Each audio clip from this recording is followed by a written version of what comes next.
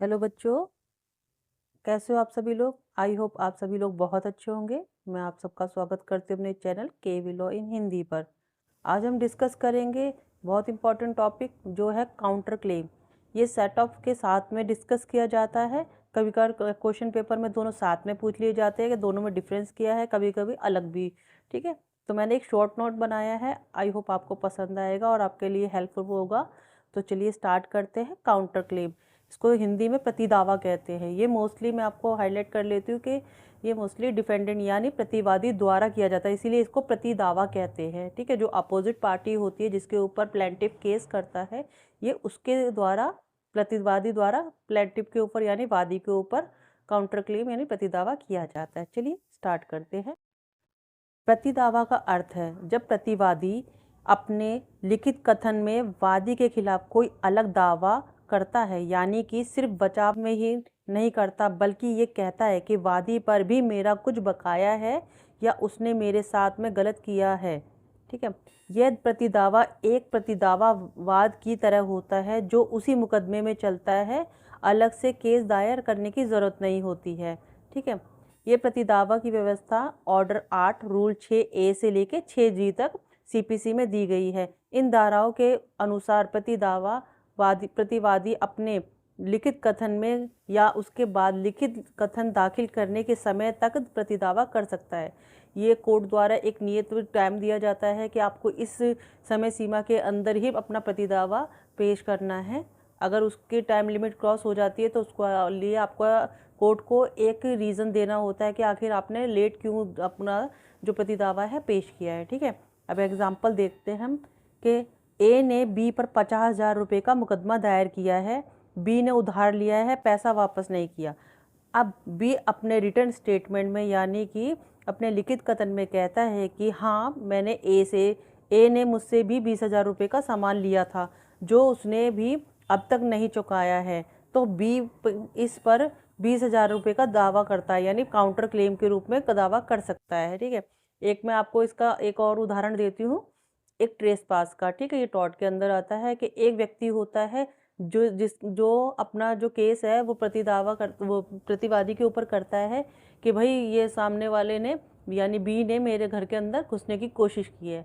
अब उसने केस किया बी के ऊपर, ए ने, कि उसने मेरे घर में मतलब ट्रेस पास करने की कोशिश की है।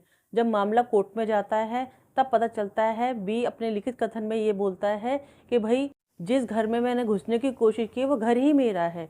तो वहाँ जाके पता चलता है कि वादी ने जो प्रतिवादी के ऊपर केस किया है वो गलत है।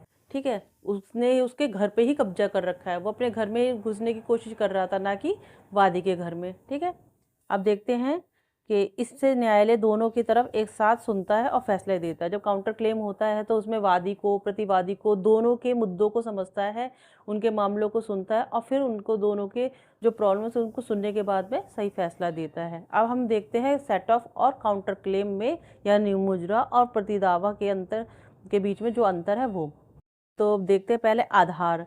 मुद्रा का जो प्रकृति है वो केवल धन या ऋण से समायोजन होती है, मतलब किसी व्यक्ति का अगर कोई पैसा बकाया होता है तो उससे उसके लेन देन से, ठीक है, उसके लेन देन से संबंधित होता है, वो सेटअप में आता है। यानी जो कोर्ट होता है वो उस दोनों की राशि जो होती है उसको वहीं पे ना सेट कर देता है, यानी कि उनको बराबर जो समायोजित कर देता है, किसका कितना भाग बच रहा है, किसको कितना देना है, वो कोर्ट वहीं करता है। लेकिन प्रतिदावा में किसी भी प्रकार का दावा संपत्ति, पैसा या नुकसान आदि से संबंधित होता है।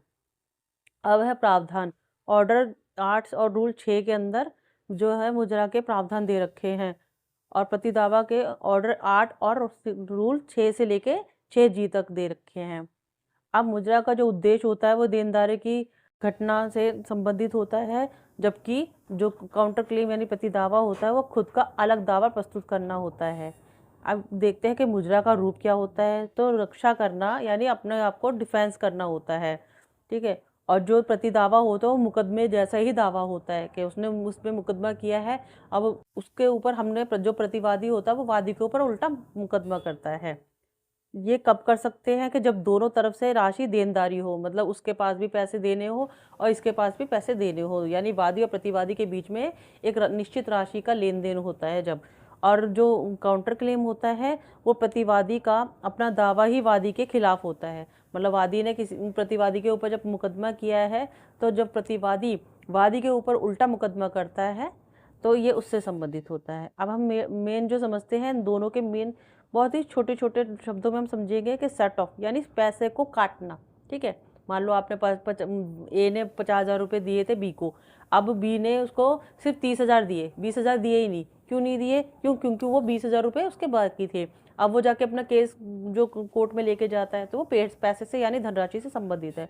अब काउंटर क्लेम में देखते हैं, उसमें होता है वादी प्रतिवादी द्वारा वादी के ऊपर डायरेक्ट मुकदमा। ठीक है, यानी जैसे को तैसा उसने उसके ऊपर मुकदमा किया, उसने उसके ऊपर मुकदमा किया कि भाई ये गलत बोल रहा है, मैं सही हूँ, बात तो ये थी। ठीक है, अब देखते हैं इससे रिलेटेड कोर्ट केस। तो अशोक कुमार कालरा बनाम विंग कमांडर सुरेंद्र अग्निहोत्री 2002 के मामले में सर्वोच्च न्यायालय ने निर्णय दिया कि लिखित बयान दाखिल होने के बाद लेकिन मुद्दों के तय होने से पहले ही यदि प्रतिदावा दायर किया जा सकता है। ठीक है, यानी मेन जो मुद्दे होते हैं उनके तय होने से पहले ही प्रतिदावा तैयार किया जाना चाहिए। हालांकि असाधारण परिस्थितियों में एक ही पक्ष के बीच की कई कार्यवाहियों को रोकने के लिए मुद्दों के निपटाने के बाद भी प्रतिदावे की अनुमति दी जा सकती है। ठीक है, तो ये शॉर्ट नोट जो था वो मैंने तैयार किया है। आई होप यह आपके लिए बहुत हेल्पफुल होगा। तो अगर आपको मेरा पढ़ाया हुआ समझ में आता है और मेरी वीडियो आपको पसंद आती है तो अपने दोस्तों के साथ में शेयर कीजिए, लाइक कीजिए और सब्सक्राइब कीजिए। और आगे आने वाली वीडियो के लिए आप मेरे चैनल को सब्सक्राइब कर सकते हैं। Radhe Radhe, thank you.